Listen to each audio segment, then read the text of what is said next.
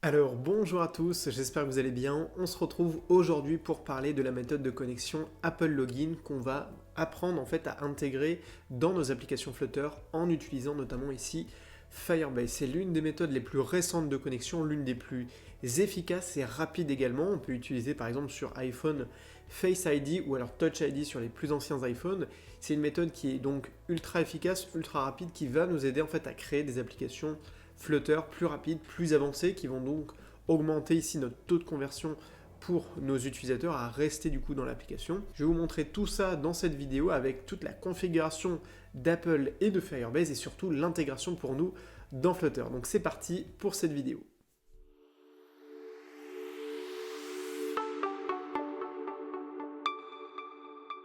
Alors, on commence tout de suite avec un petit tour d'horizon en fait de cette fonctionnalité du coup Apple Login qu'on appelle plus précisément en fait Sign In with Apple qu'on va pouvoir intégrer donc à nos applications Flutter en passant et en stockant ici les informations du coup dans Firebase. Donc il faut savoir que pour ça on va utiliser du coup un package dédié, on va avoir notamment besoin de deux packages. Ici, un package en fait de cryptographie et un autre vraiment dédié à Apple Login. Et en gros, toutes ces étapes-là, en fait, je détaille cette configuration-là, le code Flutter, dans le tuto qui est dédié en fait dans la Flutter Academy. Du coup, on va rapidement parler ici des différences entre Apple Login, Facebook et Google. Alors déjà, il faut savoir que Apple a rendu maintenant cette connexion par Apple Login, Signing with Apple, elle l'a rendu en fait obligatoire. C'est-à-dire que maintenant, à partir du moment où vous proposez une application à interface sociale avec une interface de connexion sociale, eh bien vous êtes obligé d'intégrer et d'ajouter Apple Login sur vos téléphones, sur les iPhones et donc les applications iOS. Première chose donc très importante à savoir, ici par exemple j'ai un exemple de projet Firebase où j'ai un utilisateur qui est connecté à Facebook, un autre qui est connecté par Google ou Gmail et un qui est connecté par Apple. Encore une fois, les méthodes de connexion sur Firebase, il en existe plein, c'est ce qu'on appelle en fait des fournisseurs. Vous avez par exemple Google Play Console, vous avez GitHub, vous avez Yahoo, Twitter, Microsoft, le Game Center, et évidemment les méthodes de connexion plus traditionnelles comme l'email, le téléphone ou alors une connexion anonyme. Donc je vais vous reparler dans une prochaine vidéo. La deuxième chose vraiment à savoir aussi avec Apple Login, c'est qu'on va pouvoir récupérer du coup les informations de l'utilisateur.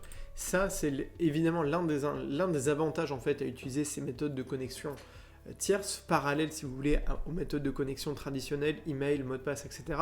C'est qu'on va pouvoir stocker leurs informations. Donc on va pouvoir récupérer, si vous voulez, un pseudo ou en tout cas le nom complet de l'utilisateur, une photo de profil en fonction de si on utilise Google ou Facebook, et également par exemple si on veut la date de naissance, mais surtout en fait ce qui va nous intéresser c'est l'adresse email. Donc par exemple ici moi je vais avoir 3 comptes différents, 3 adresses email différentes, ça il faut pouvoir également le gérer quand on est sur du développement avec par exemple ici Flutter, c'est ce que je vous montre, comment on fait pour par exemple permettre aux utilisateurs de se connecter avec un seul champ en question. Bref, il faut prendre en compte ces paramètres-là. Si la personne s'est connectée d'abord avec Facebook, si elle s'est ensuite connectée avec Google, on peut avoir des cas en fait d'erreur puisque eh bien, on peut avoir une même adresse, par exemple Google, qui est utilisée pour un compte Facebook et pour un compte aussi Apple. Donc, ce qu'il faut gérer ici, c'est en fait les différents identifiants de connexion qu'on peut avoir avec les différents fournisseurs. Bon, tout ça, c'est expliqué dans les tutos, puisque notamment, on va traiter toutes ces différentes connexions.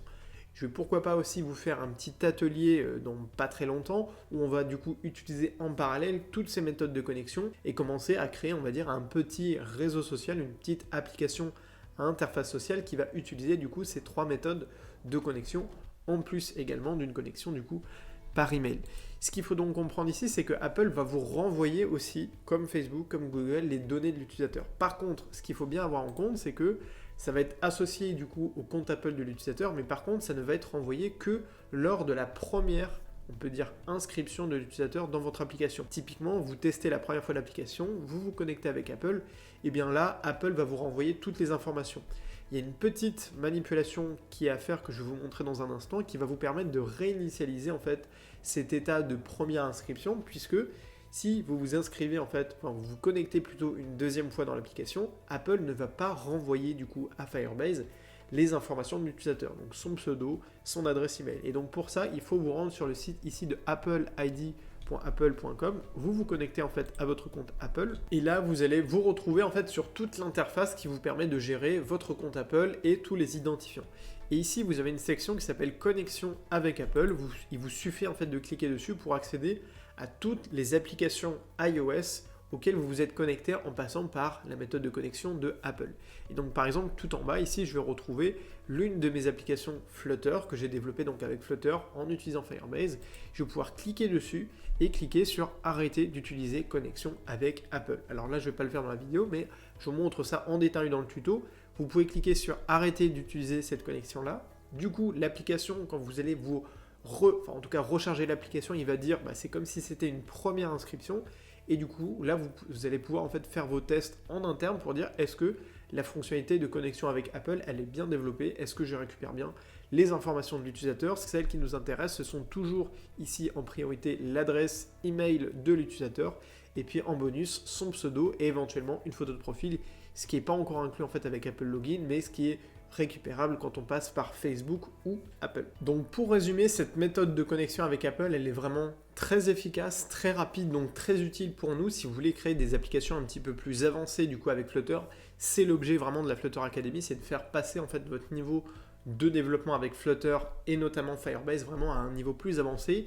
Ici, on va dire toutes les meilleures applications du marché utilisent aujourd'hui Apple Login, mais attention, il y a juste un petit bémol en fait, c'est le fait que quand on se connecte en fait avec Apple, on a la possibilité du coup de masquer son adresse email et donc de se connecter plus ou moins anonymement.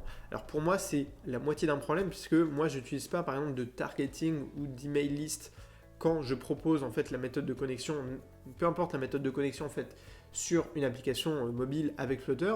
Donc en fait, moi, je ne vais pas envoyer des emails à mes utilisateurs. Le but, c'est quand même qu'ils restent dans l'application et on va plutôt utiliser des fonctionnalités comme les notifications push pour les faire en fait revenir dans l'application. Les notifications push, c'est un service encore une fois qui est disponible en passant par Firebase. J'ai fait en fait un tuto qui est complet dans la Flutter Academy qui vous montre comment intégrer les fonctionnalités, vraiment les notifications natives iOS et Android en utilisant Firebase dans vos applications que vous avez développées avec Flutter. C'est un tuto qui est très complet et on va assez loin, notamment en passant à la fin par les Cloud Functions, par un système de back-end pour générer, pourquoi pas, des notifications automatisé qu'on envoie toutes les 24 heures ou tout simplement qu'on va envoyer à un utilisateur lorsqu'il reçoit un message, lorsqu'on lui a mis un like, etc. Tout ça, c'est traité dans la Flutter Academy. Encore une fois, il y a le programme gratuit dans la description, mais là, je vous fais des vidéos un petit peu grand public pour comprendre en fait tout ce qu'il y a à savoir sur ces outils d'Apple, de Firebase, de Flutter, parce que ça nous fait déjà pas mal d'outils à prendre en compte. Vous, ça va vraiment vous intéresser si vous voulez créer une application qui va être propre, en tout cas sur iOS, qui va être vraiment plaisante à utiliser. Moi, j'ai pris cette habitude-là aujourd'hui, c'est d'utiliser quasiment en priorité Apple Login quand j'ai une nouvelle application à tester parce que je sais que c'est rapide, je sais que c'est facile. Bon, après voilà, on aime ou on n'aime pas la possibilité de masquer son adresse email et même son nom aussi d'utilisateur. Après, on peut changer le pseudo qu'on prend dans l'application. Mais je trouve que c'est finalement une très bonne chose que Apple ait mis à disposition cet outil-là, cette API en fait de connexion. Après, je vous conseille quand même de toujours utiliser en parallèle Google et Facebook, au moins l'un des deux. Je pense que Google, c'est aujourd'hui la méthode de connexion la plus simple, la plus universelle pour Android et iOS. Mais Apple, vous l'avez compris, est en train de prendre une place qui n'est pas négligeable en fait dans le marché de la connexion, on va dire, sur mobile. Et eux, ce qu'ils veulent, c'est de la transparence, c'est de la facilité, c'est de la rapidité. Et avec Face ID, je peux vous dire que même quand moi je faisais mes tests sur mon propre téléphone, c'était hyper rapide. Donc voilà pour cette vidéo, j'espère que ça vous a plu. C'est le début d'une longue série sur les tutos un peu plus avancés de la Flutter Academy où je vais tout vous présenter du coup sur la chaîne YouTube. Moi je vous dis donc à très vite sur la chaîne YouTube et sur le blog et surtout n'oubliez pas de rêver très grand. Allez, salut!